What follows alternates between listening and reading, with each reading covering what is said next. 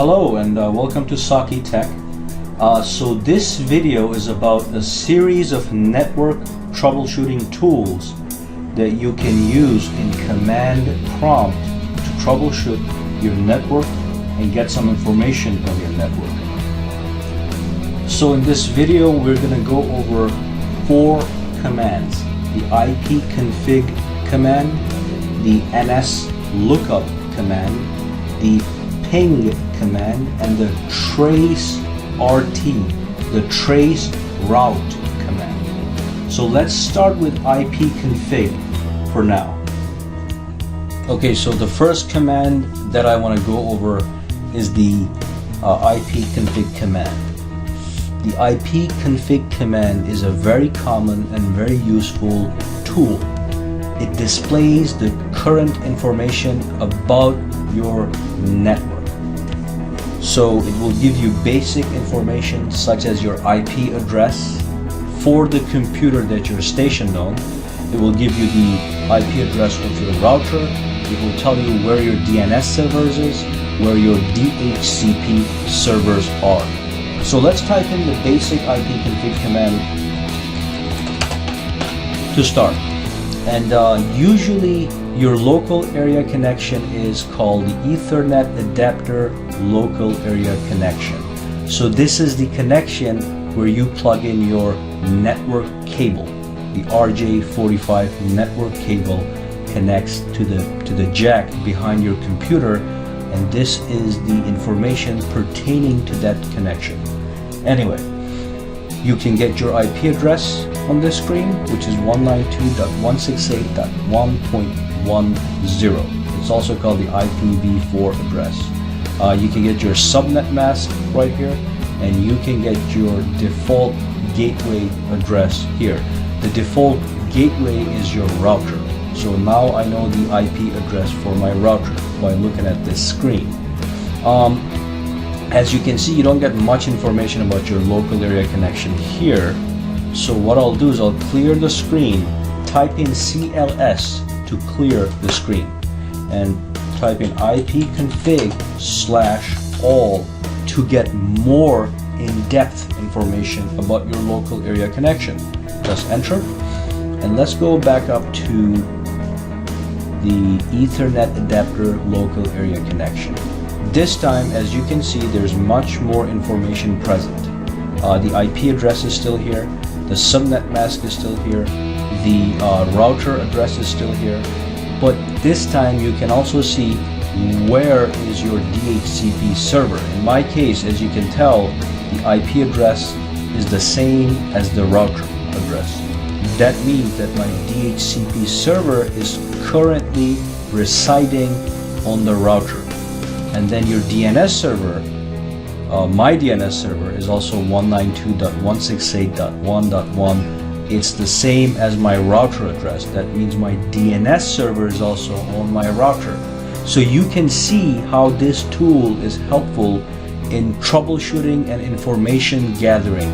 Information gathering is a part of troubleshooting. So, when it comes to networks, DNS, DHCP, the default gateway, the subnet mask, these are all important keywords, and we can get the information about these guys right here. So if you are trying to troubleshoot the DNS server, you can beforehand type in the ipconfig command and find where the DNS server is. So in my case, it's in the router. So I would go to the router settings to tweak the DNS server. Okay, so let's move on to the next command. This is all I want you to know about the ipconfig command. So clear the screen and let's get on. Okay, so one of the commands you'll be using a lot for network troubleshooting is the ping command. Ping command allows you to send a signal to another device, and if that device is active, it will send a response back to the sender. Now, for those of you who are interested in the details of how this works, the ping command is a subset of the ICMP, Internet Control Message Protocol, and it uses what is called an echo request. So when you ping a device, you send out an echo request, and if the device you pinged is active or online, you get an echo response. So already you can tell why this is a good command to troubleshoot.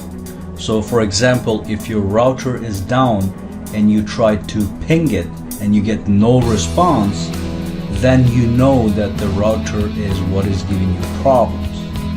So let's run this command a couple times and see what kind of results we get. So let us ping my router. Ping 192.168.1.1. Press enter, and we will analyze the printout here that we got. So what happens is we send out 4 packets to the destination, and the destination responds back with the same 4 packets. So as you can see here, 1, 2, 3, 4. So this is a reply from 192.168.1 and 1. That is my router. We sent out 32 bytes of data, and we got back 32 bytes of data, and we got it back in less than 1 milliseconds. Down here you get a summary. So it says packets sent 4, packets received 4, packets lost 0. So that means this is a stable connection.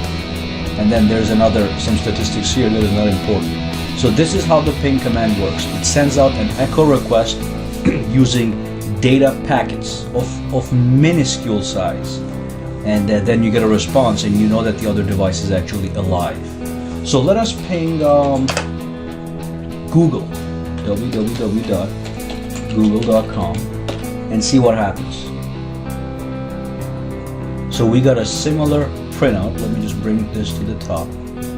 And as you can see, this is the IP address of Google, and that is where we got the response from. As usual, we sent out 32 bytes of data, but as you can see, because Google is far away and not in my basement, it took 29 milliseconds to send to get a response from Google. And if you look down here again, statistics are packets were sent 4, received 4, lost 0. So the connection was stable. Finally, let's ping a device that doesn't exist. This is going to yield the same kind of results if a device wasn't actually working. So if your router was down and you pinged your router, but you were not going to get a response from it. So let's see, ping 192.168.2.200. Press enter. So we're pinging it right now, and the request was timed out because that device does not exist. As you can see, the ping command is retrying. It's going to retry 4 times. The first packet didn't go through, second packet didn't go through, the third packet and the 4th packet did not go through. And as you can see at the summary, packets sent 4, received 0, and lost 4. So it was 100% lost. The signal does not exist. So if you ping the device, you get no response, and you lose all the packets, that means the system you're trying to reach is not connected to the network. It's having network problems. And this brings us to the end of the ping command. Let's clear the screen and move on to the next command. So the next command is the trace RT command. So what the trace RT command does is it lets you see step by step a route a packet takes to the destination that you specify. So if you send a packet to google.com, before the packet actually reaches google.com, it goes through a couple of routers to reach the destination. So it'll go to your router, then it will go to Verizon or Comcast router, and from there it's going to go to all kinds of different routers before it reaches Google servers. So you can also use the term hops instead of routers. So if it takes 10 routers to get to google.com, you can instead say it took 10 hops. So how do you use this command for troubleshooting? Let's actually run the command and see what kind of results we get. So I'm going to run the trace RT command, and I'm gonna trace google.com. Okay. So as you can see, we're getting a list of each of the routers that we're hitting as we are closing in on google.com. And up here it will tell you what you're tracing, and it will give you the IP address for Google. Okay, so the trace is complete. Let's see, we have 1, 2, 3, 4, 5, 6, 7, 8, 9, 10, 11. We went through 11 hops, 11 routers before we actually reached google.com. Now if you look up top here, the first router that we actually hit was my own router. I can tell by the IP address right here, 192.168.1.1, and it's the wireless broadband router.home. The next one, because I have my service through Verizon, was Verizon's router. So it clearly goes step by step through all the hops. And then after 11 hops, we were at google.com. What is the significance of this? Let's say your home network was perfectly fine, but there was a problem with the Verizon routers. You can run the trace RT command, and if there's any problems here, it will actually tell you what the problem is. It could say things like request timed out, destination unreachable, or it could also say that instead of 16 milliseconds, it could be saying like 5,000 milliseconds, just to give an example. And I don't think you'll ever see that. But so if the request times out, that means the problem lies with one of the routers that has to do with Verizon. And then you can call Verizon and you can tell them, hey, you guys are having a problem because I know that my router works because I ran the trace RT command. So this is the idea behind the trace RT command as far as troubleshooting goes. Okay, so that brings us to the end of this command. Let's clear the screen and move on to the final command. Okay, so the final command I want to talk about is the NS lookup command.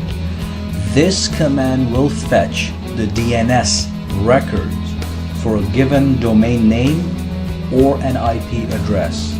Remember, the IP addresses and domain names are stored in DNS servers. So the NS lookup command lets you query the DNS records to gather information. So let's say I wanted to know the IP address of google.com. I could simply type in NS lookup and type in google.com, press enter, and let's analyze this printout. So the first two lines here show you which DNS server was used to get these results. My DNS server happens to reside on my router. As you can see, 192.168.1.1 is my router. So that is also my DNS server. And the answer that we got was this. All these IP addresses here are Google's IP addresses. Now Google is a huge website. Obviously it's not going to have one single IP address, and obviously the IP addresses will change from time to time. But if you type in any of these IP addresses in your browser, it will take you to google.com. So this is the basic idea behind the NS lookup command. Okay, so this brings us to the end of this video. And if you guys liked the video, just click the like button. And if you like my videos, subscribe to my channel, because I will be updating more and more videos of this sort. And thank you for watching. Have a good day, guys.